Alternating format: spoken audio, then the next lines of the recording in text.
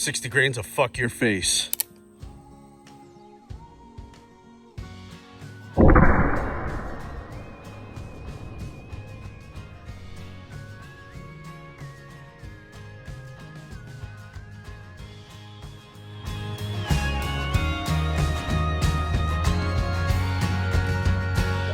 Lubed up, lubed up.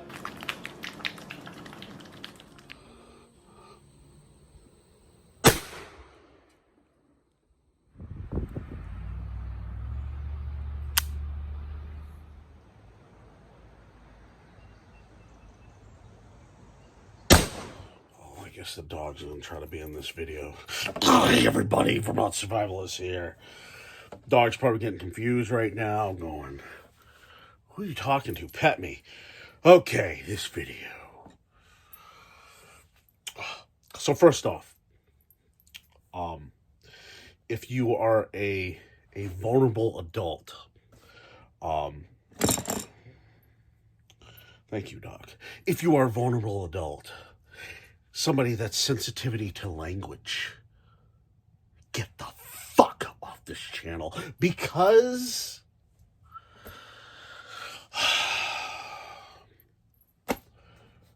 this isn't for vulnerable people. All right, this is meant for grown-ups, not meant for kids, not meant for whatever. So just leave. I don't want sensitive people. The world's sensitive enough. All right, all you gotta do is just you look at some of the comments that I get. Sensitivity, crazy. If you don't like the content, leave. I don't get paid for this. I don't care if I do get paid for this. I'm not selling t-shirts. I'm not selling coffee. I don't care. Leave. Okay. I also like to dedicate this video to my uncle and my friend Peter, because this was a question that my uncle was really spurting on me. Well, where do I begin? You know, he always thought I should do a video on it. So here I go. Okay. When I first started in Blackpowder, many moons ago. No, it wasn't that long ago. It was somewhat long ago. I started with a French fusil. My very first shot with Blackpowder, I forget how old I was, 30 some odd years old. I never looked at Blackpowder. I mean, I owned Blackpowder pistols, never shot one. I owned the 1860 Colt. Guy gave it to me out of the blue.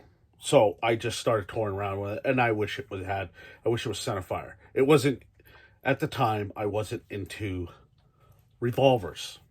Now I am. Because I'm a huge history nut, as most of you are.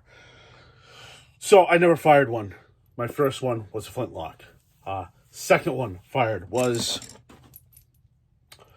I actually took it out, and I figured out, I talked to the owner of the gun store, Powderhorn, and I talked to him, and he, no, not the owner, one of the workers, and he was telling me how to use it. So there we go. And then I got into reenacting. I got the 1861 Springfield. It goes on and on and on. But if I could do it again, if I could start over, where would I start? Would I start? And I'm leaving matchlocks and wheel locks. I'm leaving them out. Okay? I'm leaving them out. I'm going with the common denominator here. Okay? Which is percussion and flintlocks. That's where I'm going. All right? I'm stacking the deck here, people. All right? When I go with, flintlocks. No. Revolvers. Rotating revolver stuff. No. This is where I would start. Right here. Exactly. This is where I would start. rifle, muzzle loader, don't matter. This right here, this plains pistol is where I would start, and where I suggest anybody to start black powder is this plains pistol. I do not know. I know this came from a kit, but I do not know. I know I got it from Dixie Gun Works. I don't know if they have any more of these. I'm not sure. I haven't looked. But this is exactly where I would start. Why? It gets you in tune with how you need to be, how you need to act around black powder. Powder, patch, ball. It gets that rotate. And plus, it's fast to load. Powder, patch, ball. Get yourself a nice long ball starter. Ram it all home. Percussion cap. Boom. And it has less moving parts. It's badass. Now, some of you are like, what are you talking about? All right.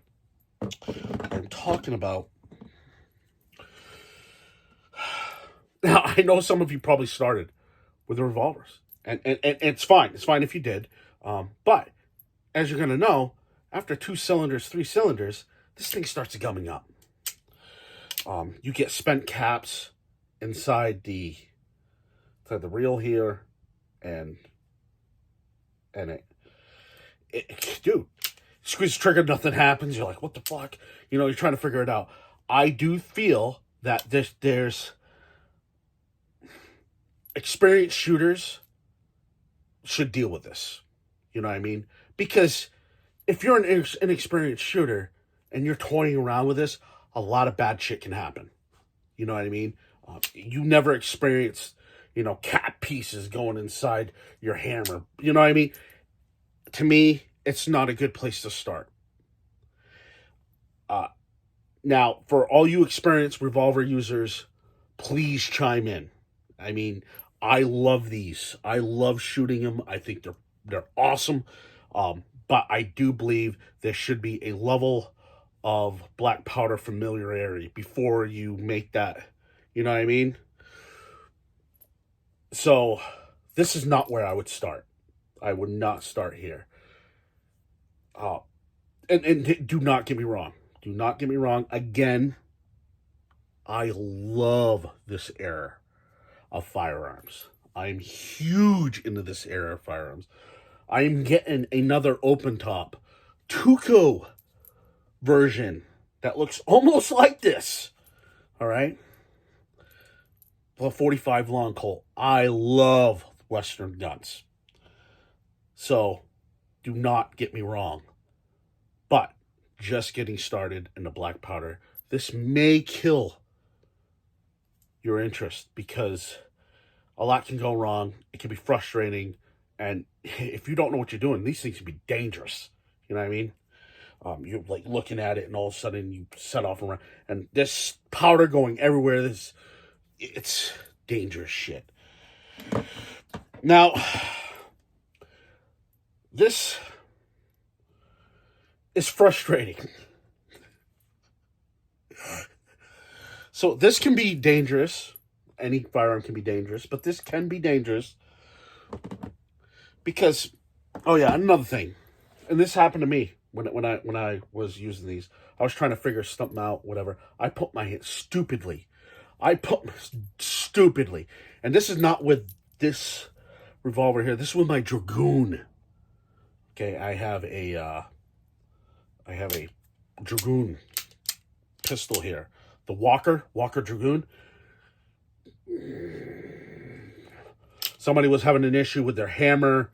I was trying to fix it. I'm like doing this stuff. I had my hand over the whole reel, not thinking. And then the hammer went down. The hammer...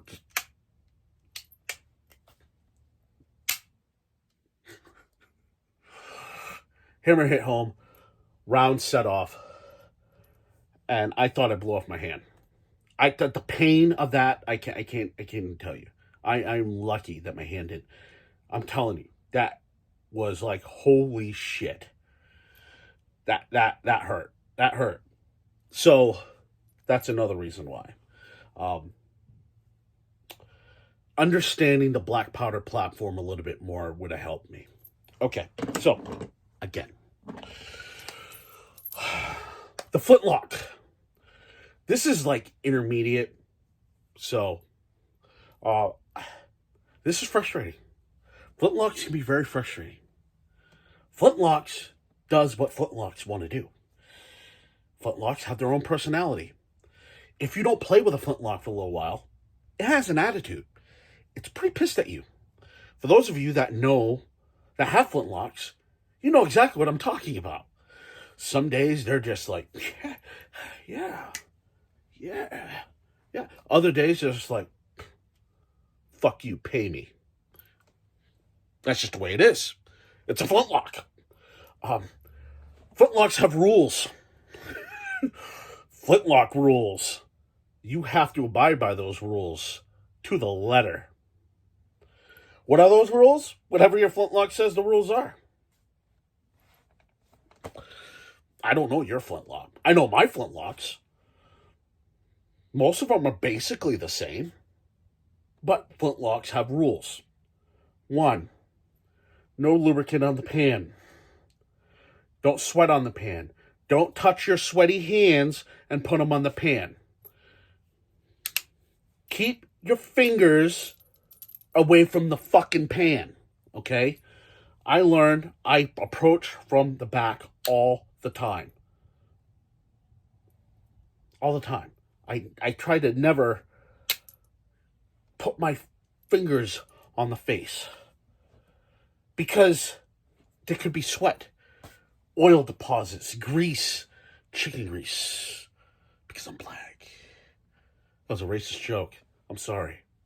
I couldn't help myself. So, anyways, the hammer is everything. Now the pan, you have to worry about too. Too much, too little. Underneath the flint, I know my flintlocks, all of them have to be clean. They don't like goop underneath there. The anti-goop. So you have to take a cloth or something and wipe underneath there. They have attitudes. And you'll be sitting there for a while and you'll be like, click, click. So if this is your first platform and you don't know how to run it, you saw videos on how to run it, but then again, you don't understand how to run it, it's going to get frustrating and it's going to ruin your experience. Blackpowder is seriously fun. So you want to try to whittle down the problems to the bare minimum. You know what I mean? This is not how you do it.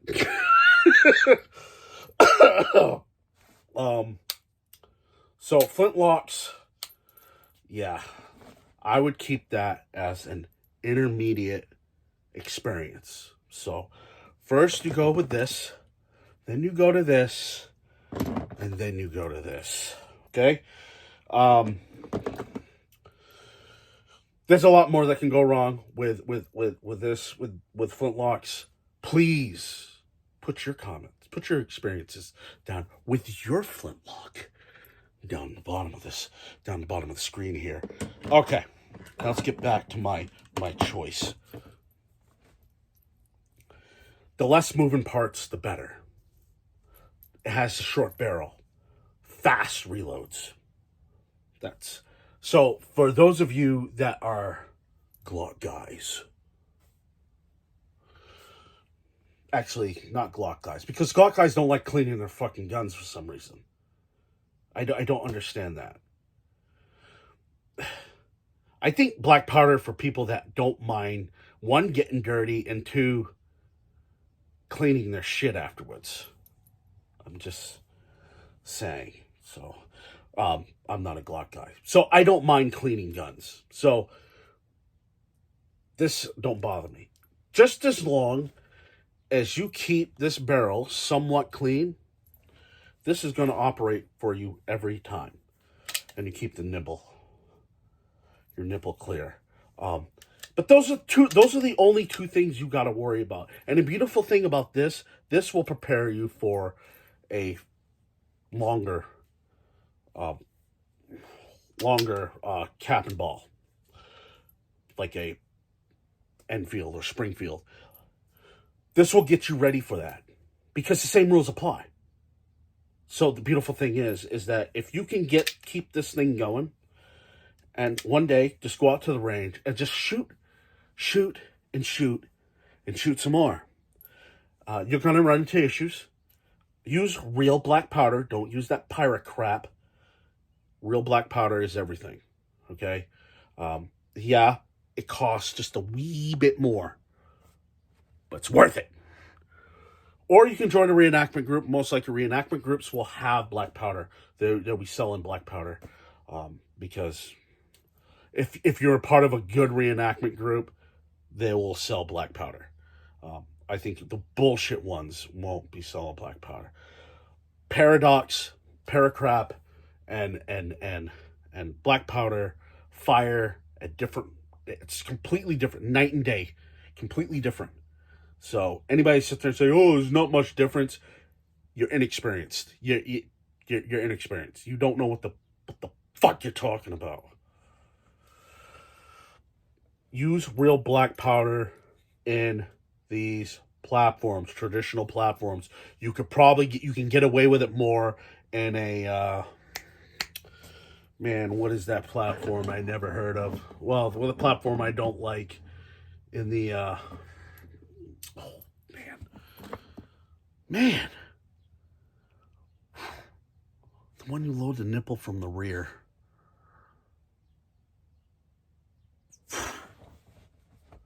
I fired my first one like a couple years ago. Like 3 years ago. And I was not too impressed with it. It'll come to me. The newer ones, the ones that you sit there and you have the sabot round and shit. Fuck, dude, brain fart, dude. It's right on the tip of my tongue. These traditional firearms, this, and even this, like real black powder. So that will cut half your problems right there. Especially the percussion muzzleloader and the flint muzzleloader. They love black powder more. Okay? Keep that in mind. Okay. If you can keep this thing going, then you can keep a whole lot of platforms. All the Civil War platforms that you sit there and see, the Enfield, the Springfield, the Zooff, you can keep those going. You can keep those going too, if you can keep this going. Now, when it comes down to flintlocks has another twist to it. Okay? If you can keep those Civil War things, you can keep the Revolutionary War and French and Indian War shit going. Because same rules will apply, but different technique. Where now you have to worry about your flint being positioned right, how to position your flint, your touch hole. You know to clear that out because you've been clearing out your nipple. You know what I mean? You understand the fundamentals of how a black powder works. And now it's a whole nother set of fundamentals of making sure your pan's clean, making sure your hammer is clean. There's no residue, there's no oils, there's no water, there's no moisture, there's no spit, there's no blood, there's no other bodily mystery fluids on it. You know to keep this bad boy clean and ready. You know, you keep your flint clean and positioned right and tightened properly and so on and so forth. It's a whole nother, like, what the, like, it's mind-boggling. It's the stuff that can go wrong with a flintlock. So, and then after you start getting super attentive and you start shooting these, you know, then I would say go to the revolver. Because the revolver, you got 6 of these in a reel. And this reel's spinning. And this reel's tightening. That's frustrating. So know that you got more moving parts. Like I said, you have caps that are falling, breaking apart. I do believe since you have, you know, essentially what this is a hand grenade for the most part, or a claymore. The potential of a chain fire, if you load it right, if you load it properly, you should never have a chain fire. Okay? Chain fires happen from the rear. They don't happen from the front. And I did a video on that too. So if you have this is why I say this is experience. Because there's so much going on here. You know what I mean?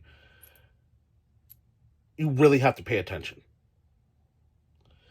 How those guys did it in the Western days, I don't know. Yeah, I do. Because they paid attention to what they were doing. You know, and that's huge on when you're dealing with revolvers, when you're dealing with any handgun, it's huge. Paying attention, what you're doing, how you're doing it, your actions, executions. It's super important. Super important in life. It's super important when you're dealing with these type of weaponry right here. But yeah, that's where I would start. Get yourself a good possibles bag. Make yourself a possibles bag, or a shooting pouch, or whatever you want to call it. You know, measuring the platform that you're going to be using. Have measurement tools so you can measure the powder. Even if you start here, you know, just make sure you understand the dangers of this bad boy. And then you just have to work out the kinks. You've got to go out there and you've got to shoot it. Not every problem is going to be presented on YouTube. You know what I mean? You might run into your own situation, you know?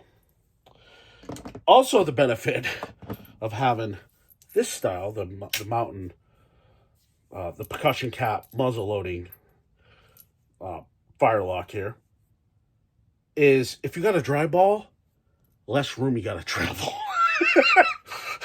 It's I don't know if any of you guys had dry balls before.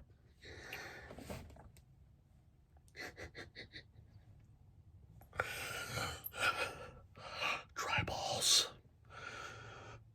This screams for that. I don't know if you guys ever had a dry ball, but it sucks. I mean, luckily, I usually just go right to the rear. I usually go right to the rear.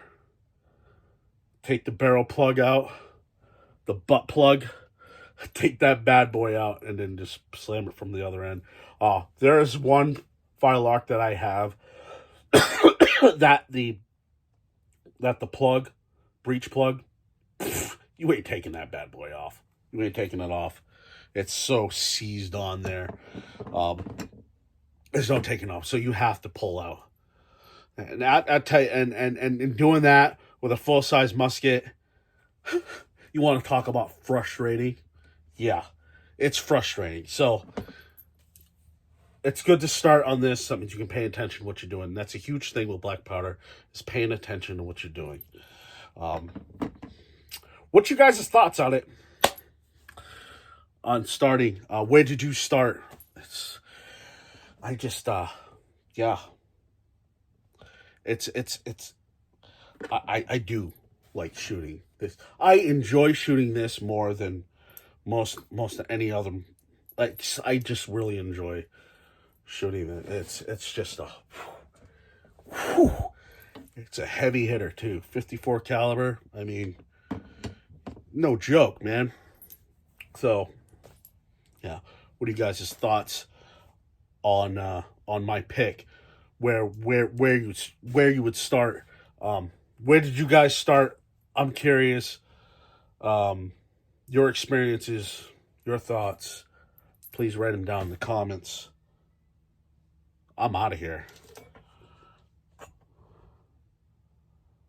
My pooch is like looking at me right now. She's new to the shield wall. Could stand her going to a shelter. I don't like shelters. I don't. So I was like, yeah. This is my first time owning a pit bull too. First time. So, anyways, that's my video, guys. Thanks for watching. I hope you enjoyed it. Vermont Survivalist. As always, stay stabby. Good to go. All right, now I'm good to go.